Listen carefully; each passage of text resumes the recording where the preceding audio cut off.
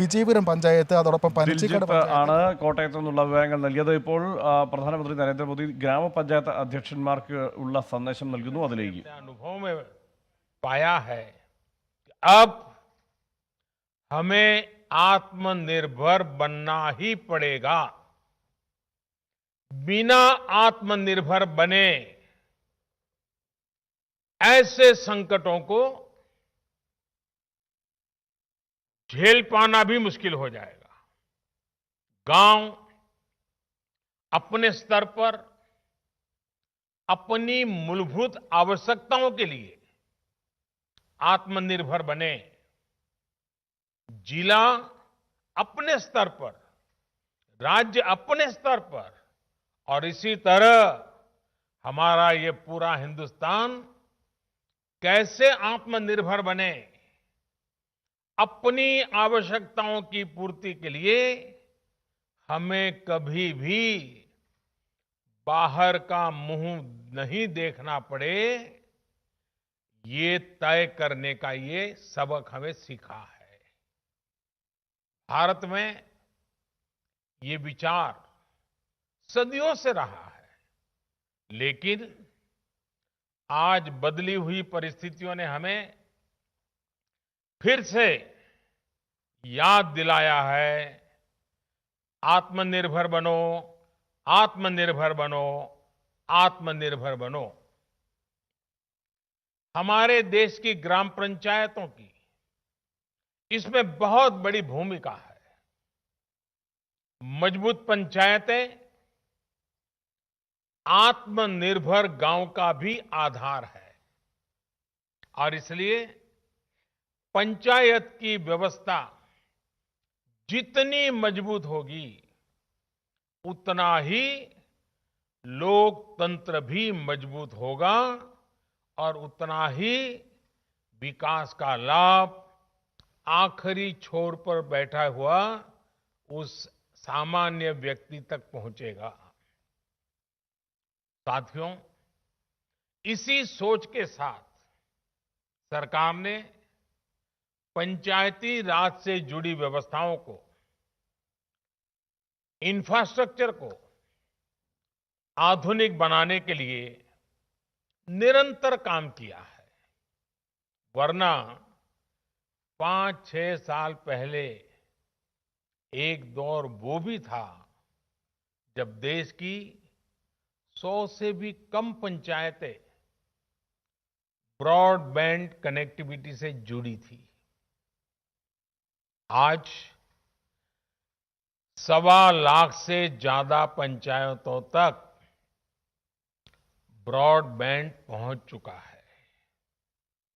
इतना ही नहीं, गांवों में कॉमन सर्विस सेंटरों की संख्या भी 3 लाख को पार कर रही है।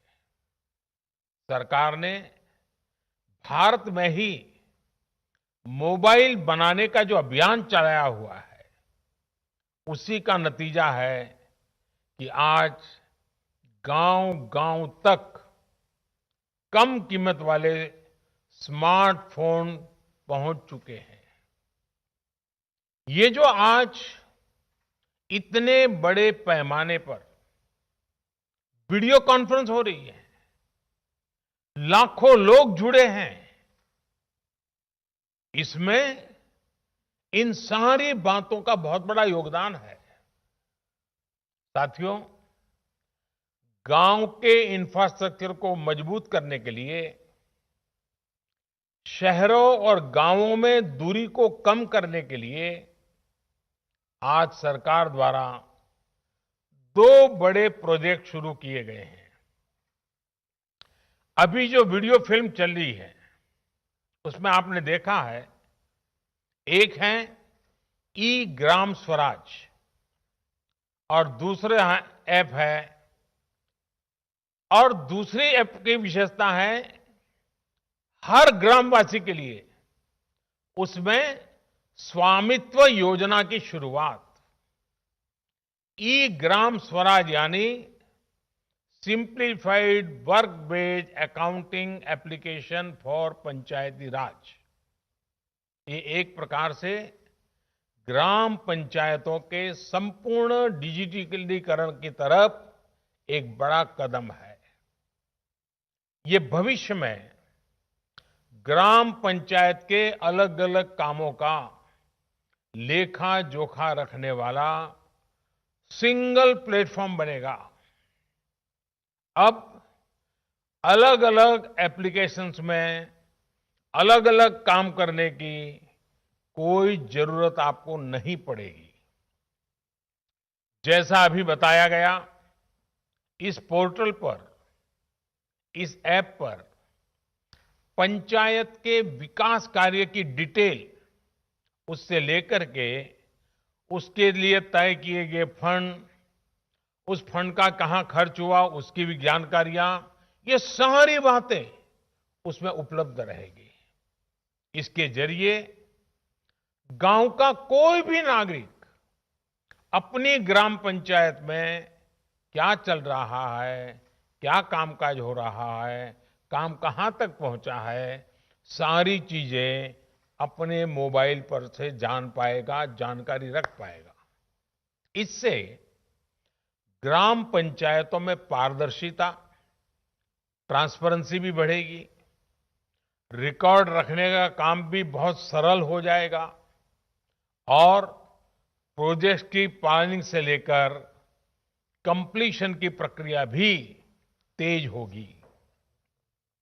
आप कल्पना कर सकते हैं, ई ग्राम स्वराज के माध्यम से आप सभी को कितनी बड़ी शक्ति मिलने जा रही है। साथियों, गांवों में प्रॉपर्टी को लेकर के, संपत्ति को लेकर जो स्थिति रहती है वो आप सभी भली भांति जानते हैं। स्वामित्व योजना इसी को ठीक करने का एक प्रयास है। इस योजना के तहत देश के सभी गांवों में आवासों की ड्रोन के माध्यम से पूरे गांव की एक एक संपत्ति की मैपिंग की जाएगी। इसके बाद गांव के लोगों को उस संपत्ति का, उस प्रॉपर्टी का एक मालिकाना प्रमाण पत्र यानी टाइटल डीड दिया जाएगा। स्वामित्व योजना से गांव के लोगों को एक नहीं अनेक लाभ होंगे। पहला तो यह कि प्रॉपर्टी को लेकर जो भ्रम की स्थिति रहती है वो दूर हो जाएगी, झगड़े खत्म हो जाएंगे। दूसरा, इससे गांव में विकास योजनाओं की बेहतर प्लानिंग में और ज्यादा मदद मिलेगी। इसका एक और बड़ा लाभ यह होगा कि इससे शहरों की ही तरह गांव में भी आप बैंकों से लोन ले सकते हैं। लोन लेने का रास्ता भी आसान हो जाएगा। जब आपके पास स्वामित्व होगा तो उस संपत्ति के आधार पर आप बैंक से लोन ले सकते हैं, जो जीवन में बहुत काम आ सकती है। साथियों, अभी यानी फिलहाल उत्तर प्रदेश, महाराष्ट्र, कर्नाटक, हरियाणा, मध्य प्रदेश और उत्तराखंड, हिंदुस्तान के अलग अलग क्षेत्र के 6 राज्यों में इस योजना को प्रारंभिक तौर पर प्रारंभ कर रहे हैं। और जब काम करेंगे तो अनुभव आएगा, उसमें कमियां क्या है वो ध्यान में आएगी, गलतियां क्या है वो ध्यान में आएगी और उसको ठीक करना होगा। और जब ठीक हो जाएगी, उसका सुधार हो जाएगा, उसके बाद ये योजना हिंदुस्तान के हर गांव में लागू की जाएगी। साथियों, कभी कभी मुझे लगता है कि जीवन की सच्ची शिक्षा की कसौटी, उसकी परीक्षा संकट के समय ही होती है। अगर आप प्रोटेक्टिव एनवायरनमेंट में हैं, चारों तरफ से संभले हुए हैं, कोई दिक्कत नहीं है, कोई कष्ट नहीं है, तो आप में सामर्थ्य है कि नहीं इसका पता ही नहीं चलता। बहुत देखरेख भरे माहौल में सच्ची शिक्षा का पता कभी नहीं चलता, सच्चे सामर्थ्य का भी पता नहीं चलता है। इस कोरोना संकट ने दिखा दिया है कि देश के गांव में रहने वाले लोग, भले ही उन्होंने बड़ी बड़ी और नामी यूनिवर्सिटी में शिक्षा न ली हो, लेकिन इस दौरान उन्होंने, मतलब आप सब ने, अपने संस्कारों, अपनी परंपराओं की शिक्षा के अद्भुत दर्शन कराए हैं। गांवों से जो अपडेट आ रहा है, जो जानकारी आ रही है, वो बड़े बड़े विद्वानों के लिए भी प्रेरणा देने वाली बातें हैं। मेरे साथियों, ये काम आपने किया है, आपके गांव के प्रत्येक नागरिक ने किया है, माताओं बहनों ने किया है, मेरे आदिवासी भाई बहनों ने, खेत खलिहान में काम करने वालों ने, फसल कटाई और बुआई में जुटे साथियों ने देश को प्रेरणा देने वाला अद्भुत काम आपने किया है। और इसलिए मैं हिंदुस्तान के हर गांव को, हर गांव वासियों को प्रणाम करता हूं। आप सभी ने दुनिया को बहुत सरल शब्दों में मंत्र दिया है, और मैं मानता हूं हमारे देश के हर कोने में आपका दिया हुआ ये मंत्र बहुत काम आएगा। आपने बड़े सिंपल शब्दों में ने कह दिया, न सोशल डिस्टेंसिंग का शब्द प्रयोग किया, न लॉकडाउन का शब्द का प्रयोग किया, बड़े बड़े शब्दों का प्रयोग नहीं किया। आपने सिंपल सा मैसेज दे दिया, 2 गज दूरी का, 2 गज दूरी का, या कहें 2 गज देह की दूरी का। इस मंत्र के पालन पर गांवों ने बहुत अद्भुत काम किया है। 2 गज दूरी यानी सोशल डिस्टेंसिंग बनाकर रखने से आप कोरोना वायरस को भी खुद से दूर रख रहे हैं, किसी संभावित संक्रमण से खुद को बचा रहे हैं। और ये आपके ही प्रयास है कि आज दुनिया में चर्चा हो रही है कि कोरोना को भारत ने किस तरह जवाब दिया है। साथियों, इतना बड़ा संकट आया, इतनी बड़ी वैश्विक महामारी आई, लेकिन इन 2-3 महीनों में हमने ये भी देखा है कि भारत का नागरिक सीमित संसाधनों के बीच अनेक कठिनाइयों के सामने झुकने के बजाय उससे टकरा रहा है, लोहा ले रहा है। ये सही है कि रुकावटें आ रही है, परेशानी हो रही है, लेकिन संकल्प का सामर्थ्य दिखाते हुए, नई ऊर्जा के साथ आगे बढ़ते हुए, नए नए तरीके खोजते हुए देश को बचाने का और देश को आगे बढ़ाने का काम निरंतर जारी है। साथियों, इन परिस्थितियों में गांवों में जो हो रहा है, उसकी मैं अलग अलग स्रोतों से निरंतर जानकारी ले रहा हूं।